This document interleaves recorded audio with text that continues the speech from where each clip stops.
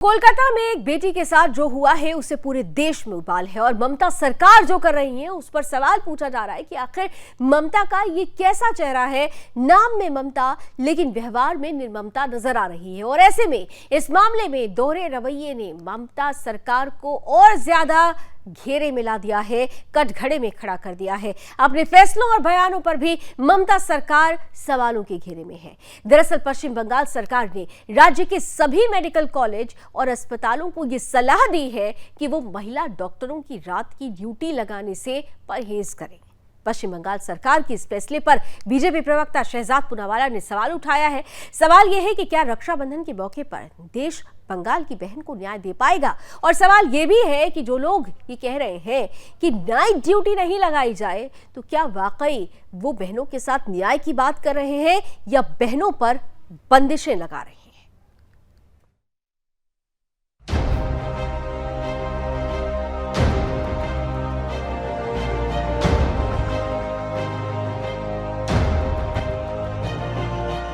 एक और पूरा देश आज रक्षाबंधन का पावन पर्व मना रहा है, तो वहीं दूसरी ओर कोलकाता के आरजीकर मेडिकल कॉलेज और अस्पताल में ट्रेनी महिला डॉक्टर से दुष्कर्म व उसकी निर्मम हत्या की घटना के खिलाफ देशव्यापी प्रदर्शन भी हो रहा है।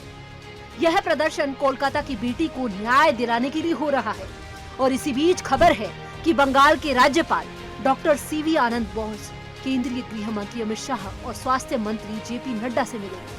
राजभवन की ओर से राज्य की मौजूदा परिस्थिति को लेकर गृह मंत्री को रिपोर्ट सौंप सकते हैं। गृह मंत्री से मुलाकात के लिए राजभवन ने समय भी मांगा है। बंगाल की मौजूदा परिस्थिति को देखते हुए खबर है कि राज्यपाल इस बार कोई कड़ा कदम उठा सकते हैं। सवाल है कि क्या राज्यपाल राज्य में गवर्नर शासन की सिफारिश करेंगे। सीबीआई मामले में एक्टिव होकर जांच कर रही। जांच के सिलसिले में आरजीकर मेडिकल कॉलेज और अस्पताल के पूर्व प्रिंसिपल संदीप घोष आज सीबीआई कार्यालय पहुंचे। सुप्रीम कोर्ट ने भी कोलकाता कांड को लेकर स्वतः संज्ञान लिया है। 20 अगस्त को सुप्रीम कोर्ट मामले की सुनवाई करेगी। स्वतंत्रता दिवस के मौके पर पीएम मोदी ने भी महिला सुरक्षा पर चिंता जताई थी। एक समाज के नाते हमें गंभीरता से सोचना होगा कि हमारी माताओं, बहनों, बेटियों के प्रति जो अत्याचार हो रहे हैं उसके प्रति देश का आक्रोश है, जन सामान्य का आक्रोश है। इस आक्रोश को मैं महसूस कर रहा हूं। इसको देश को, समाज को, हमारी राज्य सरकारों को गंभीरता से लेना होगा। महिलाओं के विरुद्ध अपराधों की जल्द से जल्द जांच हो, राक्षसी कृत्य करने वालों को जल्द से जल्द कड़ी सजा हो। उन्होंने कहा था कि राज्य सरकारों को इसे गंभीरता से लेना होगा। इसी बीच पश्चिम बंगाल सरकार ने राज्य के सभी मेडिकल कॉलेजों और अस्पतालों को सलाह दी कि महिला डॉक्टरों की रात की ड्यूटी लगाने से परहेज करें। पश्चिम बंगाल सरकार के इस फैसले पर बीजेपी प्रवक्ता शहजाद पूनावाला ने सवाल उठाया है। ममता बनर्जी के चीफ एडवाइजर का बयान सुना। अलापन बंदोपाध्याय कहते हैं कि wherever possible night duty should be avoided for women. मतलब कि महिला के साथ अत्याचार हुआ, महिला के साथ गैंगरेप हुआ और महिला को आप पीड़ित कर रहे हैं। ये महिलाओं की सेफ्टी का कदम है या महिलाओं के ऊपर बंदिश और रिस्ट्रिक्शन डालने का कदम है। अब सवाल है कि क्या रक्षाबंधन के मौके पर देश बंगाल की बहन को न्याय दे पाएगा। Bureau report, Sudarshan news. तो यानी अगर महिलाओं को सुरक्षा देनी है तो नाइट ड्यूटी पर रोक लगा दी जाए। ये है ममता सरकार के लोगों की सोच और यही सोच सवालों के घेरे में है। यही सोच ममता बनर्जी को कटघरे में खड़ा करती है। लेकिन इन सब के बीच अब इस सोच पर प्रहार करने का वक्त आ रहा है और ये कहा जा रहा है कि बंगाल में राष्ट्रपति शासन लग जाना चाहिए। इसी कड़ी में अब कहा जा रहा है कि बंगाल के जो राज्यपाल हैं वो डॉक्टर सीवी आनंद बोस, केंद्रीय गृह मंत्री अमित शाह और स्वास्थ्य मंत्री जेपी नड्डा से मुलाकात करने वाले हैं। राजभवन की ओर से राज्य की मौजूदा परिस्थिति को लेकर गृह मंत्रालय को रिपोर्ट भी सौंपी जा सकती है। गृह मंत्री से मुलाकात के लिए राजभवन ने समय भी मांग लिया है।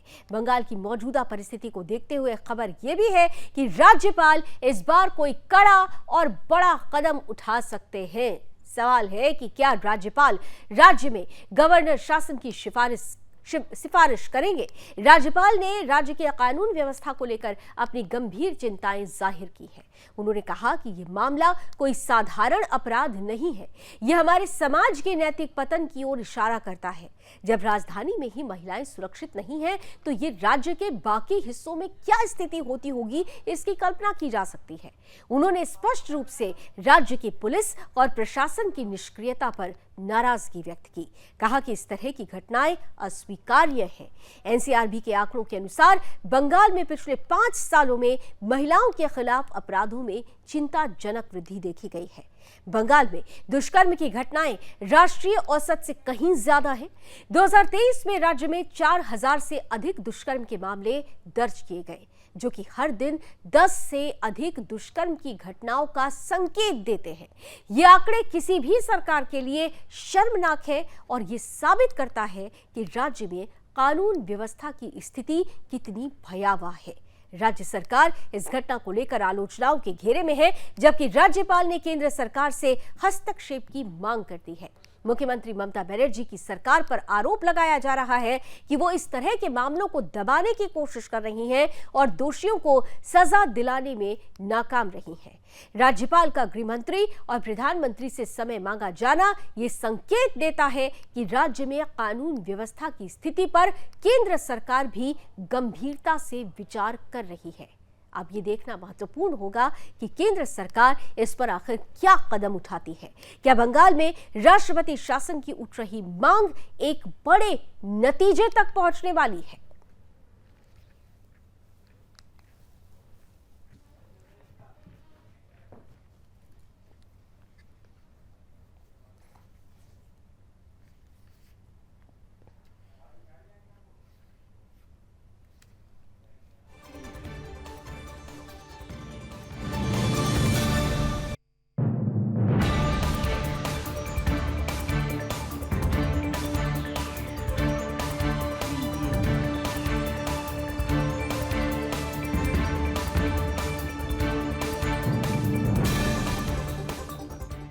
तो बंगाल की हालत बद से बदतर होते जा रहे हैं और ऐसे में जो परिस्थिति है उस पर अगर रोक लगानी है तो ये कहा जा रहा है कि राष्ट्रपति शासन ही एकमात्र उपाय है। और ऐसे में हमने आपसे भी आज यही सवाल पूछा। हमने आपसे पूछा, पोल देखते हैं, हमने आपसे पूछा कि बंगाल में राष्ट्रपति शासन का क्या वक्त आ चुका है। तो देखिए, आप में से 93% लोग ये मानते हैं कि बिल्कुल बंगाल में ये वक्त आ चुका है जब राष्ट्रपति शासन लगा दिया जाए, और 7% लोग हालांकि इससे सहमत नजर नहीं आते हैं।